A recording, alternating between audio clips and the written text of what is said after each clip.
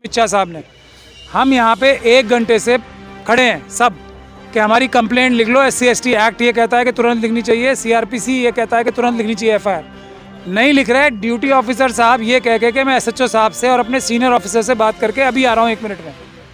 उसके बाद आज अब 1 घंटा हो गया, वो है ही नहीं यहाँ पे। ड्यूटी ऑफिसर साहब जो हैं वो अपनी सीट छोड़ के चले गए।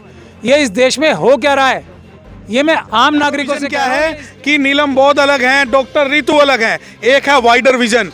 आप ये मानिए कि जो बहुजन समाज के लोग आज बौद्ध नहीं बने, अब पूरे भारत के अंदर देखिए मुस्लिमों पे कोई अत्याचार होता है, दुनिया का हर मुस्लिम एक हो जाता है, उन्हें ओपेक से चेतावनी मिलती है, उन्हें UAE से चेतावनी मिलती है और अंततः भारत के प्रधानमंत्री और गृह मंत्री जो घुटनों पर आ जाते हैं। परंतु भारत का जो शेड्यूल कास्ट वर्ग है उसके ऊपर अगर अत्याचार होता है तो दुनिया को ये लगता है कि किसी चूड़े पर अत्याचार हो रहा है, किसी चमारों पर अत्याचार हो रहा है, किसी धोबी पे अत्याचार हो रहा है। परंतु जब हम बौद्ध बनेंगे और हमारी पहचान एक होगी, एक हमारी आइडेंटिटी होगी, तो मैं बता दूं कि दुनिया के जो 45 बौद्ध देश है वो आपके साथ होंगे। अब जहाँ तक मेरी जानकारी में है अभी तक ये लोग जेल नहीं गए हैं और मेरा एक बहुत, क्योंकि पीड़ा है मेरे अंदर भी, मैं इसलिए सवाल पूछ रही हूँ।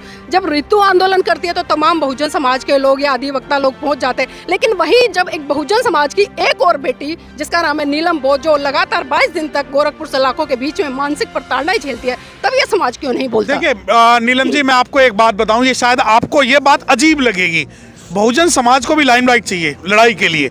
अब ये देखिए कि नीलम के साथ क्यों नहीं पूछता, मैं इंडिविजुअली मैं बात करता हूँ कि नीलम बोध जी के साथ क्यों नहीं पूछते, डॉक्टर रितु के साथ क्यों आ जाते हैं।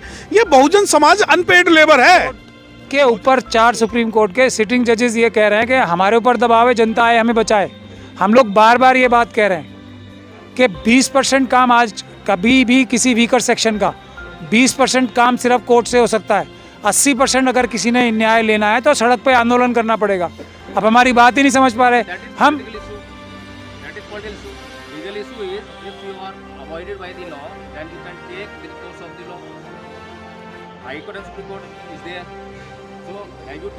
नहीं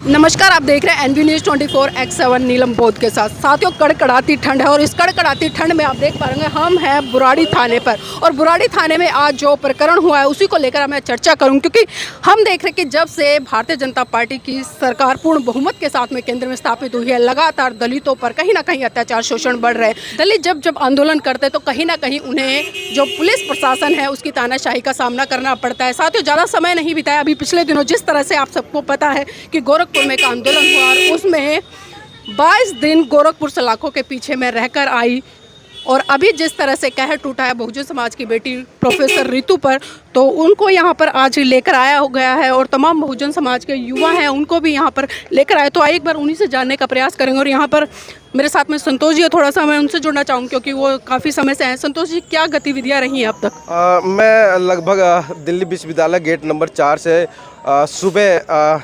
11:30 बजे से मैं देख रहा था कि वहाँ पे प्रदर्शन चल रहा है और शांतिपूर्वक चल रहा है। उससे पहले एक कंप्लेंट आई थी हम लोगों के पास कि जैसा कि वायरल हुआ था वीडियो कि सुबह सुबह प्रोफेसर रितु का जो टेंट वगैरह है, जो प्रदर्शन जो स्थल है, वो उसे दिल्ली पुलिस ने उखाड़ दिया है। और वहाँ पे जो सामान था, बाबा साहब की जो प्रतिमा जो रखी हुई थी, शायद उसके साथ में भी तोड़ फोड़ किया गया और उसे फेंक दिया गया है। तो ये देख करके हम जितने भी पत्रकार थे वहाँ पे पहुँचे और देखा तो शायद वहाँ पे मतलब कि देखा तो वहाँ पे कुछ भी नहीं था, ऐसा कुछ भी नहीं था। जो पहले टेंट वेंट थे वो सब कुछ वहाँ पे नदारद थे। उसके बाद दिल्ली पुलिस का जो आश्वासन आता है कि यहाँ पे धारा 144 लगाया गया है और धारा 144 के अंतर्गत उस वहाँ पे कोई भी प्रदर्शन ना हो। जैसे कि बैरिकेटर पर लिखा हुआ था, वो इश्तिहार भी मैंने दर्शकों को मैंने दिखाने का काम किया कि वहाँ पे धारा 144 का वहाँ पे इश्तिहार लगा हुआ था। और ठीक है, तो आइए इसी कड़ी में हमारे साथ में यहाँ पर कुछ अधिवक्ता भी हैं, क्योंकि हम देख रहे हैं यहाँ पर डिस्ट्रिक्ट कोर्ट से लेकर सुप्रीम कोर्ट तक के अधिवक्ता मौजूद हैं और लगातार डॉक्टर रितु प्रोफेसर के प्रोटेस्ट में यहाँ पर आए हैं। तो उन्हीं से जानने का प्रयास करूंगी। मेरे साथ में अभी सत्य प्रकाश जी, उन्हीं से जानूंगी। सत्य प्रकाश जी, लगातार जिस तरह से 135 दिन हो गए इस आंदोलन को, तो इस तरह के आंदोलन जब बहुजन समाज के लोग करते हैं तो उन्हें चाहे तो सलाखें मिलते हैं या फिर जेल थाने। देखिए कि जुल्म सहाता नहीं सहेंगे, जुल्म सहाता नहीं सहेंगे। सर भी बहुत हैं, धड़ भी बहुत है, लड़ते चलेंगे, मरते चलेंगे, कटते चलेंगे, पर बढ़ते चलेंगे। तो बहुजन समाज के जितने भी आंदोलन होते हैं उन्हें तैयार रहना चाहिए कि झंडे के साथ डंडा उन्हें खाना है। तो जो आंदोलन ये सोचते हैं कि इनके पास ये कुछ नहीं करेंगे, हम इन्हें मार भी सकते हैं, हम पीट भी सकते हैं, हम जेल में भी डाल सकते हैं, मैं बता दूं कि जलते घर को देखने वाले फूस का चप्पर आपका है, कि जलते घर को देखने वाले फूस का चप्पर आपका है, उसके पीछे तेज हवाएं आगे मुकद्दर आपका है। और तेरे कत्ल पे मैं भी चुप था, मेरा नंबर अब आया, और मेरे कत्ल पे तू भी चुप है, अगला नंबर आपका है। तो जिन लोगों को ये लगता है कि बहुजन समाज के आंदोलन कुचल के, बहुत सारे पुलिस वाले भी खुश होते हैं, बहुत सारे संगठन वाले भी खुश होते हैं कि नहीं नहीं हमने अनुसूचित जाति का आंदोलन कुचल दिया, हमने मुसलमानों का आंदोलन कुचल दिया, हमने इनका आंदोलन कुचल दिया, हमने महिलाओं का आंदोलन कुचल दिया। तो मैं बता दूं कि अगर जो शेर को अगर खून पिलाओगे तो आपको भी खाएगा। आज ये देखिए कि बहुजन समाज के लिए आंदोलन कुचलना ये आज साल 2 साल 5 साल की बात नहीं है, हजारों साल से हम लड़ते आ रहे हैं, क्योंकि इन्हें डर लगता है हमारे लड़ने से, इन्हें किसी चीज़ से डर नहीं है। अब जब आंदोलन की बात है, आपने कहा कि हमारे पत्रकार भी जेल जाते हैं, हमारी डॉक्टर रितु भी जेल गई है, लक्ष्मण यादव भी जेल गए हैं, प्रोफेसर साहब भी जेल गए हैं, तो बहुत सारे लोग, आप देखिए ये दिल्ली में रह रहे हैं। अगर ये इन्हें लगता है कि दिल्ली का डर दिखा के, दिल्ली पुलिस का डर दिखा के बहुजन समाज के आंदोलन को ख़त्म कर देंगे, तो मैं बता दूं कि बहुजन समाज के एडवोकेट, मैं बीइंग एडवोकेट को अगर रिप्रेजेंट कर रहा हूँ, अभी हम मरे नहीं हैं। सर अभी आपने जिस तरह से कहा कि डॉक्टर रितु भी जेल गई हैं, प्रोफेसर लक्ष्मण भी जेल गए हैं, और भी लोग जेल गए हैं, लेकिन मेरा सवाल ये है, जहाँ तक मेरी जानकारी में है अभी तक ये लोग जेल नहीं गए हैं, और मेरा एक बहुत, क्योंकि पीड़ा है मेरे अंदर भी, मैं इसलिए सवाल पूछ रही हूँ। जब रितु आंदोलन करती है तो तमाम बहुजन समाज के लोग या अधिवक्ता लोग पहुँच जाते हैं, लेकिन वहीं जब एक बहुजन समाज की एक और बेटी जिसका नाम है नीलम बोध, जो लगातार 22 दिन तक गोरखपुर सलाखों के बीच में मानसिक प्रताड़नाएं झेलती है, तब ये समाज क्यों नहीं बोलता? देखिए नीलम जी, मैं आपको एक बात बताऊं, ये शायद आपको ये बात अजीब लगेगी, बहुजन समाज को भी लाइमलाइट चाहिए लड़ाई के लिए। अब ये देखिए कि नीलम के साथ क्यों नहीं पूछता, मैं इंडिविजुअली मैं बात करता हूँ कि नीलम बोध जी के साथ क्यों नहीं पूछते, डॉक्टर रितु के साथ क्यों आ जाते हैं।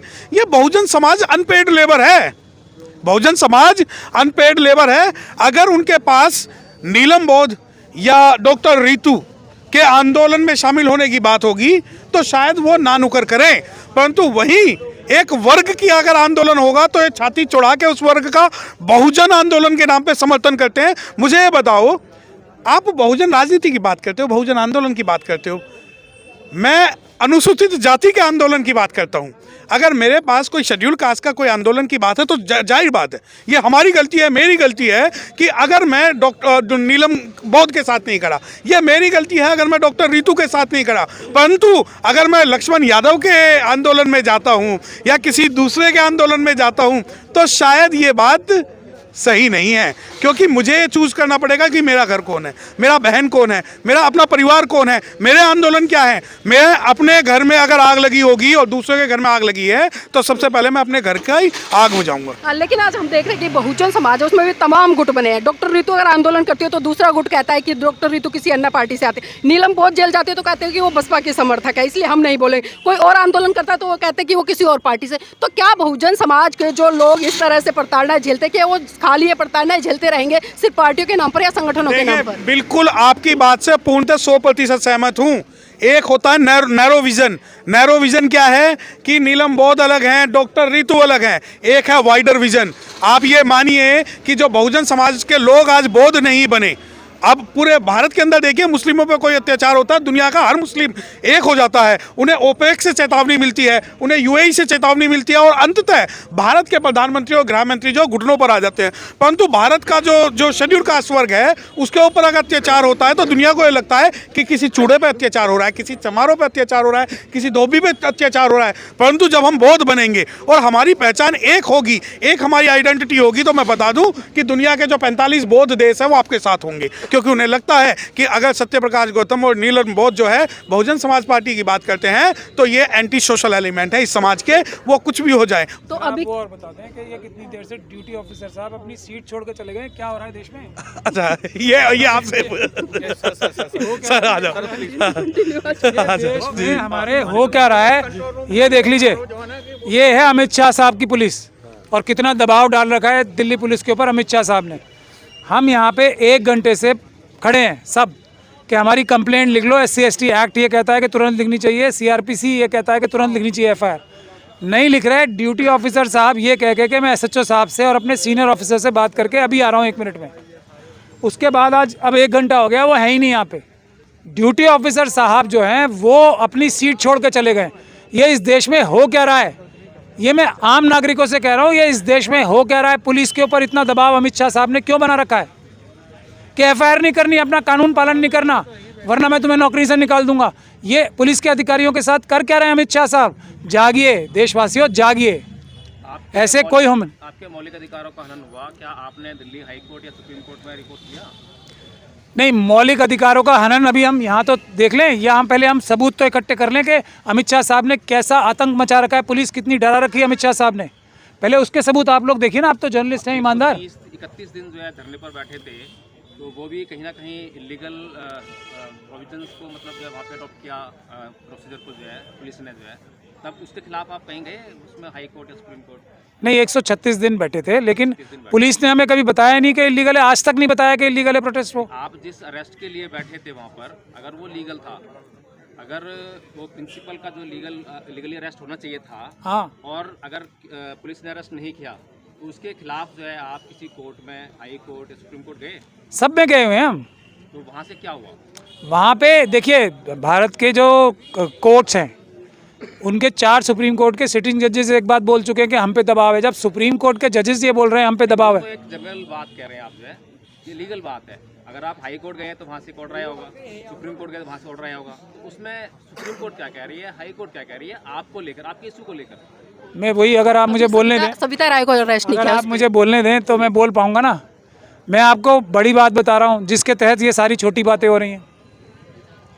जब सुप्रीम कोर्ट के ऊपर 4 सुप्रीम कोर्ट के सिटिंग जजेस ये कह रहे हैं कि हमारे ऊपर दबाव है, जनता आए हमें बचाए, हम लोग बार बार ये बात कह रहे हैं कि 20% काम आज कभी भी किसी वीकर सेक्शन का 20% काम सिर्फ कोर्ट से हो सकता है। 80% अगर किसी ने न्याय लेना है तो सड़क पे आंदोलन करना पड़ेगा। अब हमारी बात ही नहीं समझ पा रहे हम। That is political issue. Legal issue is if you are avoided by the law, then you can take the recourse of the law. High Court and Supreme Court is there. So have you taken any recourse of law? नहीं, यही हम आपको बार बार समझाने की कोशिश कर रहे हैं और आपकी आम जनता को भी। रिकॉर्ड्स ऑफ लॉ क्या होता है? आपका प्रोटेस्ट था वो लीगल था या वो एक पॉलिटिकल इशू था? अगर पॉलिटिकल इशू, आप पॉलिटिकल इशू को क्या समझते हैं? ये पॉलिटिकल इशू मैं आपको बता रहा हूँ कि 4 सुप्रीम कोर्ट के जजेस जो हैं वो प्रेस कॉन्फ्रेंस कर रहे हैं अपने बैठ के, ये मैं आपको पॉलिटिकल इशू बना रहा हूँ? ये मैं आपको संवैधानिक इशू बता रहा हूँ। देश का संविधान खतरे में। पॉलिटिकल क्या होता है इशू? पॉलिटिकल, आप 156 में कोई पिटीशन फाइल करते हैं एमएम के पास में, if it is rejected then you have to take the recourse of अगर जज ये कह रहा है, फिर आप High Court then Supreme Court. मुद्दे से मत भटकिए, ना भटकने दीजिए, ना मुझे भटकने दीजिए, क्योंकि मैं भटकूंगा नहीं, आप कितना भी पूछ लें मुझसे। जब जजेस ये कह रहे हैं हम पे दबाव है, फिर भी आप कह रहे हैं कि पहले 156(3) डालो, उसकी रिवीजन डालो, उसकी हाई कोर्ट में जाओ, उसके बाद सुप्रीम कोर्ट में जाओ। भी कोर्ट नहीं जाएंगे? नहीं, कोर्ट जाएंगे। 20% काम कहाँ से हो? यहाँ पे ड्यूटी ऑफिसर को हाँ। रहे हैं, तो ये भी तो लीगल प्रोसीजर है ना। ये कोर्ट की और कानून की फिर आपको कोर्ट के बारे में मैं थोड़ा आपको समझा दूं और आपके दर्शकों को भी आपके माध्यम से। कोर्ट एक हिस्सा है हमारे संविधान के तहत जो सिस्टम बनाया है ना बाबा साहब ने, उसका एक छोटा सा हिस्सा है कोर्ट। ये जो अभी हम यहाँ कर रहे हैं ये बड़ा हिस्सा है कि हम बाध्य कर रहे हैं संविधान के हिसाब से काम करने का अपने नौकरों को। पब्लिक जो हम मालिक हैं देश के, हम अपने नौकरों को ये बाध्य कर रहे हैं कि पीसफुल तरीके से देखिए कि आप संविधान के और कानून के हिसाब से काम करो।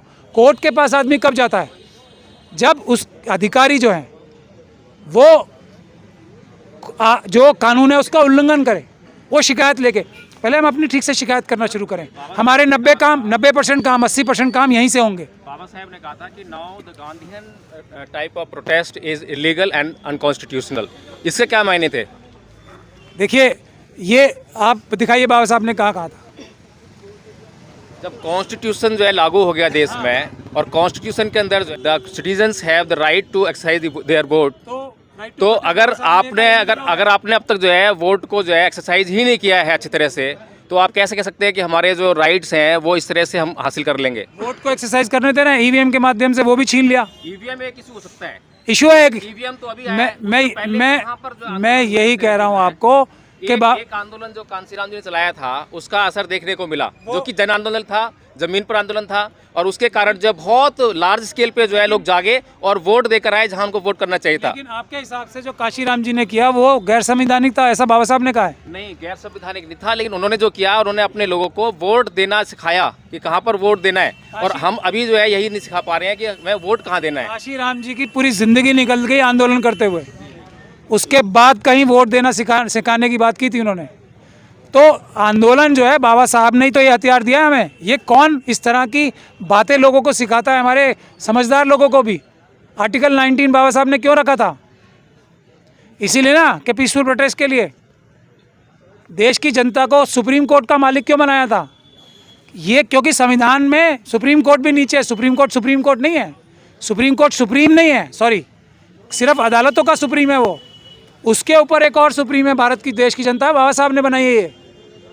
बाबा साहब को मिसकोट करके गलत भ्रांतियां फैला के बाबा साहब के बारे में इस तरह की बातें, बाबा साहब ने सबसे बड़ी ताकत एक वोट की दे के सुप्रीम कोर्ट को जनता के नीचे किया है, पार्लियामेंट को जनता के नीचे किया है। तो आंदोलन को सबसे ऊपर किया है बाबा साहब ने, और बाबा साहब से बड़ा आंदोलनकारी भी कोई नहीं था। वकील साहब, एक आखिरी सवाल लेना चाहूंगी, अगर एफआईआर नहीं होती है तो क्या करेंगे? बाबा साहब से बड़ा आंदोलनकारी कौन था? बाकी लोगों की तो पब्लिसिटी ज्यादा हुई। महाड़ आंदोलन किसने? अब तो वकील साहब मजबूरी बन गई है ऐसा आंदोलन करने की। नहीं, महाड़ आंदोलन किसने शुरू किया था? सर मुद्दे पे आते हैं, मुद्दे पे। मुद्दा यही है, बाबा साहब ही मुद्दा है, उसके अलावा कोई मुद्दा ही नहीं है। वकील साहब, अगर एफआईआर नहीं होती है तो क्या करेंगे? जो हम कर रहे हैं 80% काम हम पीसफुल प्रोटेस्ट करके करेंगे, और 20% पास काट हम कल अदालत में भी जा रहे हैं। मैं आपको बता दूं आपकी बात का जवाब, क्योंकि महत्वपूर्ण जवाब देना ज़रूरी था। वो जनता भ्रमित हो जाएगी अदालतों के ऊपर एकदम टोटल डिपेंड होके। अदालतों में केस इतने लंबित हैं, लोग दब जाएंगे उन फाइलों के नीचे, अदालत जाने की ज़रूरत ही नहीं पड़नी चाहिए। हम जो हमारे नौकर हैं, सरकारी अधिकारी, जो चीफ सेक्रेटरी हैं, उसको बाध्य करें पीसफुल प्रोटेस्ट के जरिए कि तुम कानून के हिसाब से काम करो। क्यों जाएंगे हम अदालत? अभी सुप्रीम कोर्ट के जज साहब ने कहा रिटायर होने से पहले कि ऑपोजिशन का काम हमसे मत कराइए। तो मैं आपसे, अब मैं डॉक्टर रितु के केस के बारे में बता दूं, हमने 156(3) डाल के आईओ चेंज कराया, लेकिन उन सब में हमने ये कहा कि इसमें डीसीपी साहब और कमिश्नर साहब को अरेस्ट होना चाहिए, डीसीपी और कमिश्नर साहब को डॉक्टर रितु के केस में। वो इशू लंबित है, लेकिन अदालतों में क्या दिक्कत है? तारीख पे तारीख, और उसके बाद दबाव, तो उसमें लग जाएंगे 20 साल। डॉक्टर रितु को न्याय कहाँ जाएगा? इसीलिए ये है तुरंत न्याय जिसके लिए हम यहाँ लड़ रहे हैं, और ये हर जगह होगा। डॉक्टर रितु का प्रोटेस्ट, दुनिया की कोई ताकत वहीं गेट नंबर 4 पे होने से, दुनिया की कोई ताकत, जितना दम है ना अमित शाह साहब अपने में, पूरा लगा लीजिएगा, प्रोटेस्ट वहीं होगा।